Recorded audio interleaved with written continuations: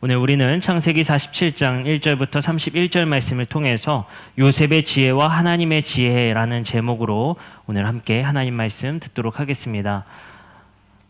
지금까지 우리가 요셉의 이야기를 듣고 있습니다. 중간에 물론 다말의 이야기를 들었지만 요셉의 이야기를 시리즈로 듣고 있습니다. 첫 번째 요셉의 이야기는 요셉이 왜 애굽에 팔려가게 되었는가, 야곱의 편애와 그리고 요셉의 경솔한 행동, 그리고 형들의 질투심과 그리고 거짓 속임수로 인해서 요셉이 팔려가게 됐다. 그 이면에는 또 요셉의 가정, 다시 말해 야곱의 가정의 파괴의 현장을 우리는 보게 됩니다. 그리고 나서 우리는 다말의 희생 이야기를 들었습니다. 그리고 우리는 하나님께서 주신 지혜를 통해 형통함을 얻은 요셉의 이야기를 들었습니다. 하나님께서 주시는 형통함이란 무엇인가를 우리는 말씀을 통해 배웠습니다. 그리고 또한 우리는 저번 주 말씀을 통해서 하나님께서 요셉에게 주신 지혜, 다시 말해 꿈을 풀 수 있는 그 지혜를 통해서 바로의 지혜, 그리고 애굽의 지혜, 파라오의 지혜를 압도하는 하나님이라는 말씀을 들었습니다. 이 말씀, 요셉을 주인공으로 하는 이 이야기를 읽었었던 이스라엘 백성들은 아마 소름 돋을 정도로 깜짝 놀랐을 것입니다. 우리의 하나님이 파라오의 지혜보다, 그리고 애굽의 지혜보다 훨씬 더 우월한 하나님이시구나. 우리가 애굽의 지혜를 따라 살 것이 아니라 하나님의 지혜에 따라 살아야겠구나 라는 말씀을 우리에게 전하시게 됩니다. 그리고 우리는 42장부터 46장을 건너뛰어서 오늘 47장의 말씀을 듣게 되었습니다. 왜 그러느냐? 42장부터 46장은 야곱의 형제들과 그리고 요셉과의 화해의 이야기입니다. 그 이야기는 나중에 특집편으로 하도록 하겠습니다. 그 이야기는 좀 건너뛰고 우리가 요셉의 꿈 해몽과 관련된 이야기를 계속해서 연속해서 듣기 위해서 47장의 말씀으로 넘어왔습니다. 오늘 아마도 요셉의 이야기의 대반전의 이야기가 오늘 시작되게 됩니다. 마치 우리는 요셉의 이야기가 저번 주 말씀을 통해서 들은 것처럼 애굽의 지혜를 압도했던 하나님의 지혜를 통해서 어떻게 그 꿈을 해몽했는지를 들었습니다. 살진 소와 그리고 마른 소, 두 소를 보게 되죠. 그런데 마른 소가 살진 소를 잡아먹는 모습을 통해서 요셉이 그것을 해석해 주게 됩니다. 그 해석은 7년의 풍년 그리고 7년의 흉년이 있을 것이니 5분의 1, 다시 말해 20%의 세금을 먼저 7년 동안에 걷어서 7년을 대비하자라는 지혜를 바로에게 주게 됩니다. 그것은 진짜 일어나게 됩니다. 그래서 그 사건을 통해서 바로는 그 애굽을 총리로 세우는 일까지 일어나게 됩니다. 우리는 여기서 승승장구하는 요셉의 이야기를 보게 되고 그 앞에 정말 요셉의 꿈과 같이 엎드려 절하는 요셉의 형들의 이야기를 마주하게 됩니다. 그리고 나서 이야기는 잘 풀리고 잘 이해될 것 같이, 그리고 잘 끝날 것 같이 느껴지지만 창세기 47장 1절부터 31절은 요셉이라는 인물에 대한 대반전 사건이 바로 47장 1절부터 31절입니다. 어쩌면 오늘 이야기는 우리가 지금까지 알고 있었던 요셉의 인물의 이야기와는 확연히 다른 요셉의 모습을 볼 수도 있을 것 같습니다. 그렇기 때문에 너무 충격받지 마시기 바랍니다. 왜 그러냐? 요셉의 이야기는 사실 우리가 분별해서 읽어야 됩니다. 요셉의 이야기 중에 하나님께서 주신 지혜를 통해 요셉을 사용하신 이야기가 있고요. 그리고 요셉의 자신의 지혜를 통해서 잘못된 행정을 처리하는 이야기가 반복되기 때문입니다. 그렇기 때문에 우리는 모든 것이 하나님께서 주신 지혜라고 평가해서는 안 됩니다. 요셉의 지혜와 하나님의 지혜를 구분해야 됩니다. 그것은 마치 이것과 같습니다. 하나님이 주신 솔로몬에게 주신 지혜와 솔로몬 자신의 지혜를 통해 나라가 쪼개지는 이야기와 구분해야 되듯이 요셉 이야기를, 모든 이야기를 긍정적으로만 볼 수 없다. 그렇기 때문에 우리는 조금 더 오늘 요셉 이야기를 우리가 객관적으로 살펴봐야 될 필요성이 있다는 것입니다. 그래서 오늘의 이야기는 어쩌면 하나님께서 우리에게 요셉이란 인물을 통해서 반면교사 삼기를 원하셔서 요셉의 이야기 한 편을 하나 더 우리에게 주신 것이 아닐까 생각이 됩니다. 오늘 이야기를 통해서 요셉의 지혜 그리고 하나님의 지혜의 모습을 한번 살펴보도록 하겠습니다. 첫 번째는 우리가 47장 1절부터 31절의 말씀을 통해서 중요한 몇 가지 포인트를 보도록 하겠습니다. 첫 번째는 무엇이냐면요, 요셉이 7년 동안의 흉년, 그리고 풍년과 7년 동안의 흉년을 거치게 되는데 중요한 한 가지 특징이 나타나게 됩니다. 41장 54절부터 56절의 말씀에, 특별히 56절의 말씀에 이런 말씀이 있습니다. 온 지면에 기근이 있음에 요셉이 모든 창고를 열어 애굽 백성에게 팔세 애굽 땅에 기근이 심하게 됩니다. 근데 여기서 중요한 포인트가 뭐냐면요, 요셉은 애굽 백성에게 흉년일 때 그 곡식을 팔고 있습니다. 근데 47장 12절에 보면 한 가지 대비점이 있습니다. 오늘 본문이죠. 또 그의 아버지와 그의 형들과 그의 아버지의 온 집에 그 식구를 따라 먹을 것을 주어 봉양하였더라. 무슨 차이가 있는 줄 아시겠습니까? 요셉은 자신의 가족을 편애하고 있습니다. 여러분들, 누구나 그러고 싶겠죠. 그리고 누구나 그것이 선이라고 생각할 것입니다. 내 가족들은 그래도 잘 챙겨야지. 당연할 것 같습니다. 왜냐? 팔은 안으로 굽기 때문에 내 가족부터 챙겨야지. 근데 놀라운 사실이 하나 있습니다. 우리는 한 가지를 기억해야 됩니다. 왜 그들에게는 팔았고 왜 자기 가족들에게는 공짜로 나누어졌는가? 그럼 어쩌면 당연한 거 아닙니까?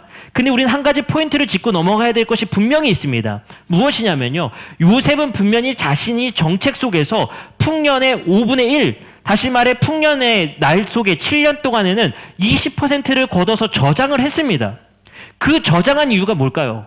흉년 때에 그것을 나눠주기 위해서 저장을 했다라는 사실입니다. 근데 요셉은 그것을 거저 나눠주지 않습니다.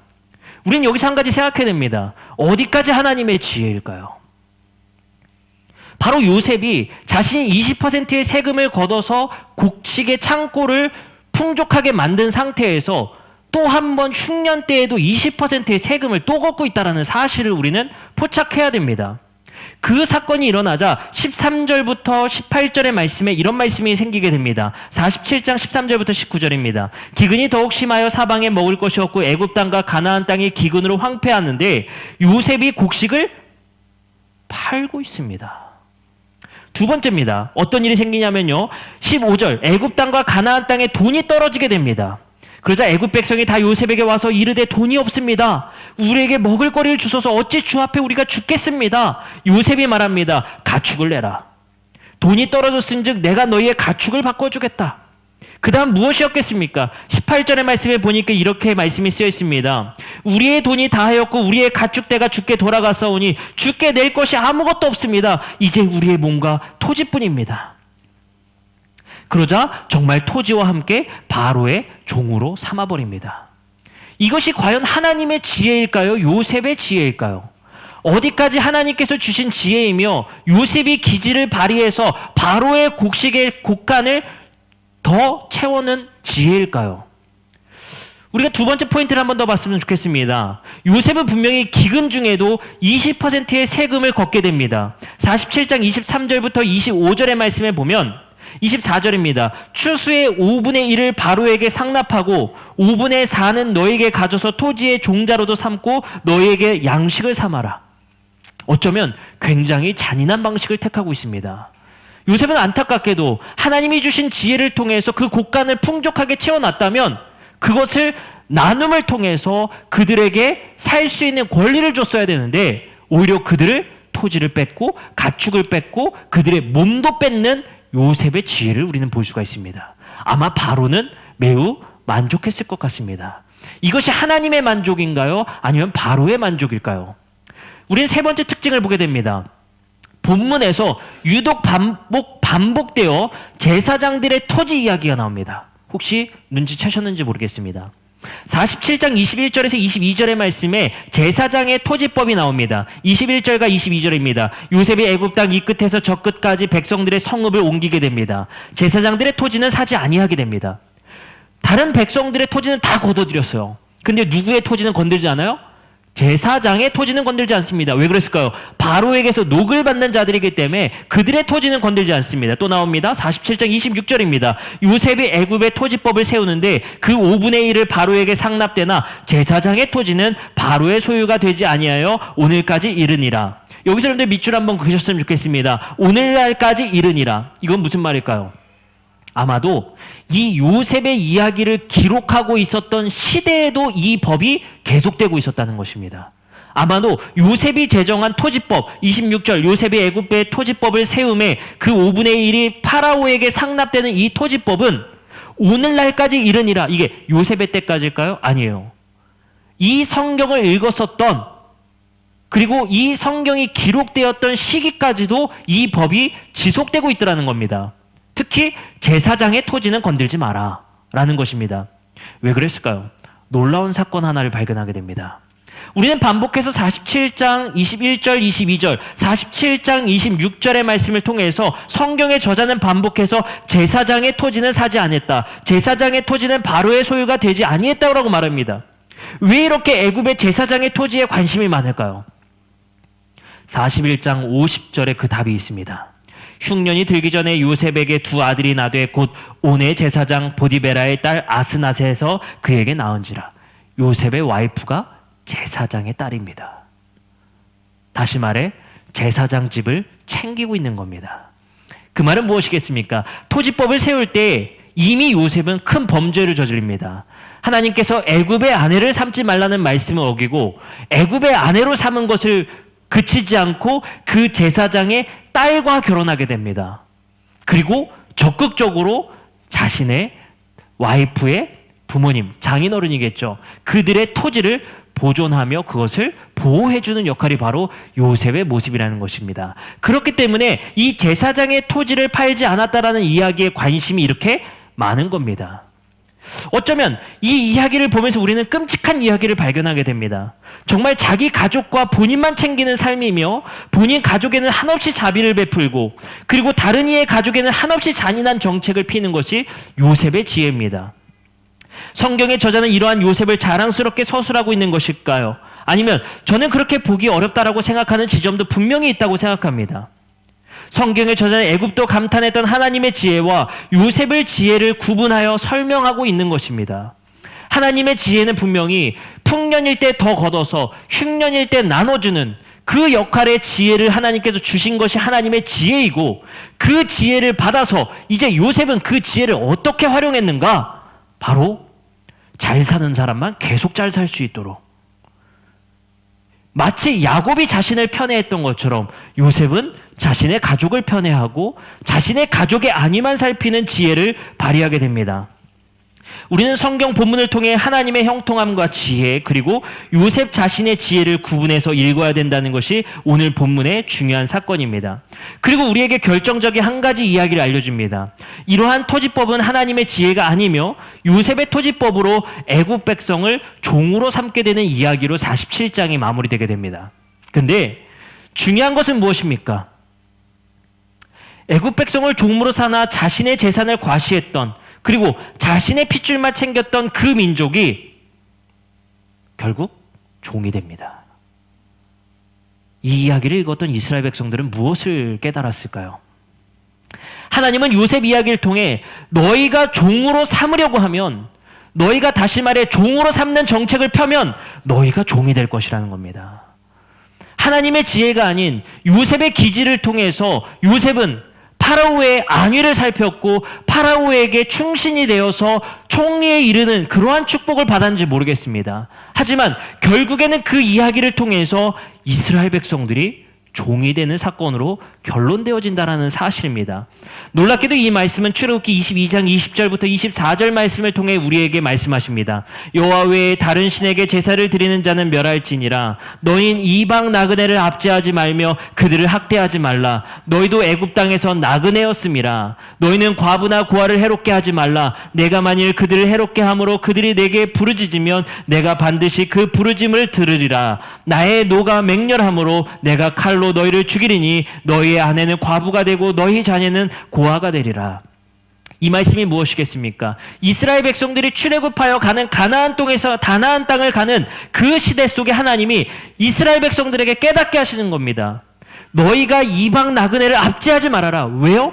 너희도 애굽 땅에서 나그네였지 않느냐. 다시 말해 하나님은 너희가 가나안 땅에 들어가서 애굽과 같이 되지 말라는 것입니다. 요셉이 세운 지혜를 따라 그곳에 종 삼는 그러한 철학, 그러한 정치하지 말고 그곳에서는 너희가 나그네를 압제하지 말라는 것입니다. 애굽 땅에서 너희가 나그네였기 때문입니다. 그리고 나서 24절부터 마지막 절까지의 말씀은 무엇입니까? 너희가 그렇게 하면 너희가 종 될 것이다 라고 말씀하시는 겁니다. 우리는 얼마나 우리의 지혜를 하나님의 지혜로 둔갑하여 하나님이 하셨다는 그럴싸한 포장으로 눈속임하여 살아가고 있습니까?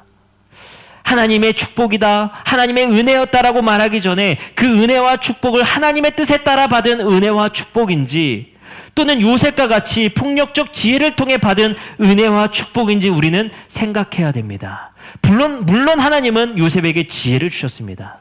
그러나 우리는 하나님이 주신 지혜와 요셉의 지혜를 구분할 줄 알아야 됩니다. 레위기 25장 10절의 말씀에 이렇게 써 있습니다.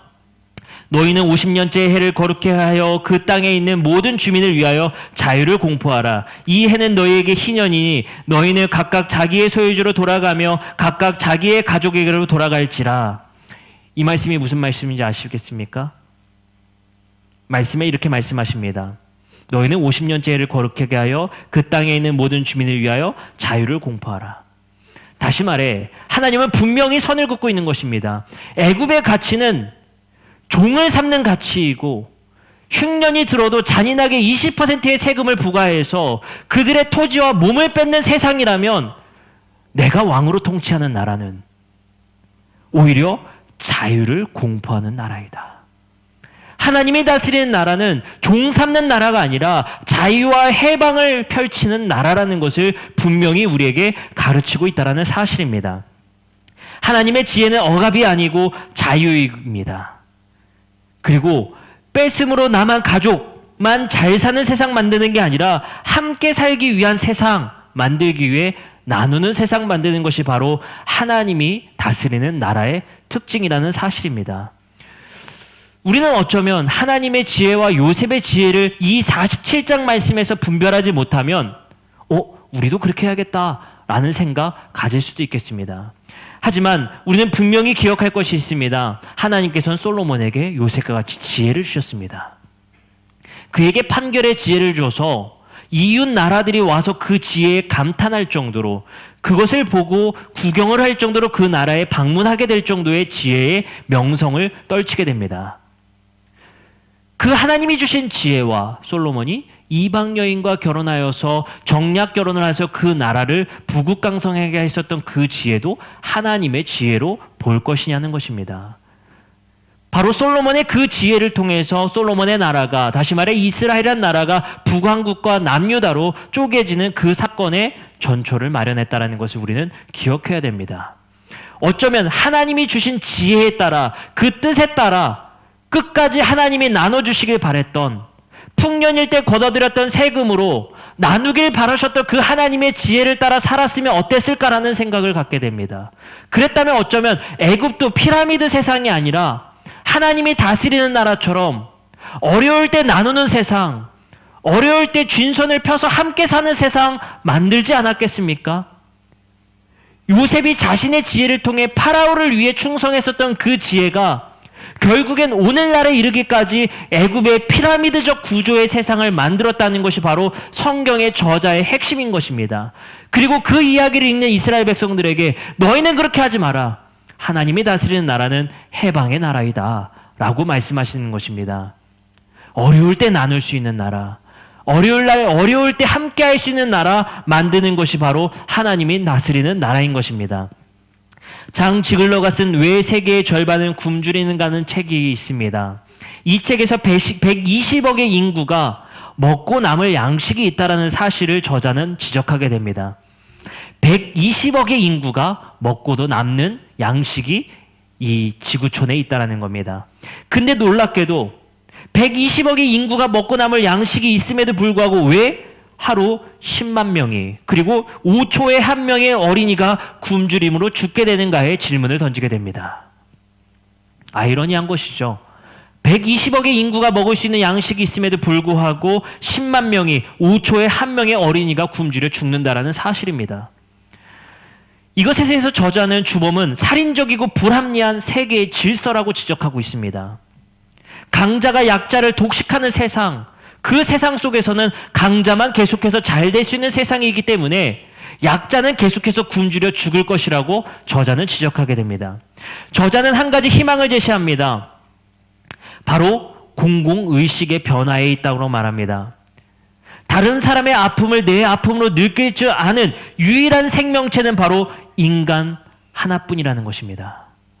바로 인간의 이 연대의식, 그리고 다른 사람의 아픔을 내 아픔으로 느낄 줄 아는 이 유일한 생명체의 의식의 변화만이 이 세상의 굶주림을 멈출 수 있는 유일한 길이라고 저자는 말하고 있습니다.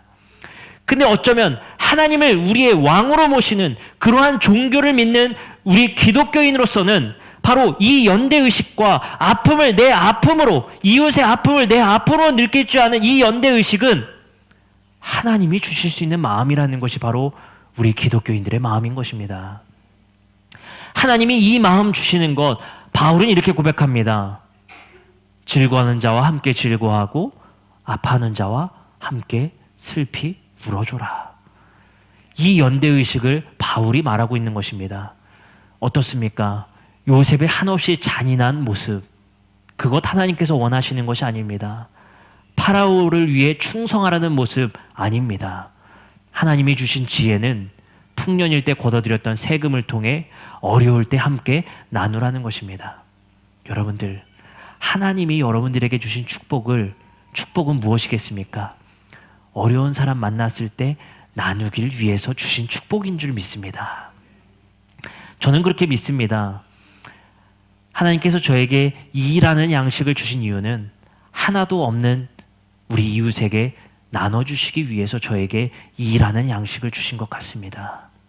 하나님은 우리에게 이라는 양식을 주셔서 산 만들기 위해서 저장하라고 우리에게 이의 양식을 주신 것이 아닙니다. 여러분들에겐 분명히 주님께서 말씀하셨습니다. 오늘날 우리에게 일용할 양식을 구하라. 바로 그리스도인들은 하루의 양식으로 만족할 수 있는 힘을 주신 것입니다. 바울은 이렇게 고백합니다. 내게 능력 주시는 자 안에서 내가 만족할 수 있습니다. 하나님은 우리에게 그럼에도 불구하고 일하는 양식의 축복을 주신 이유는 무엇이겠습니까? 일로도 만족할 수 있는 우리 그리스도인들의 삶에 일하는 축복 주신 이유 무엇이겠습니까? 일도 없는 우리의 이웃에게 하나의 양식을 나누기 위함입니다. 나에게 더 풍족한 축복 주신 것이 아니라 여러분들의 이웃에게 일을 나누기 위해서 하나님이 축복하신 줄 믿습니다.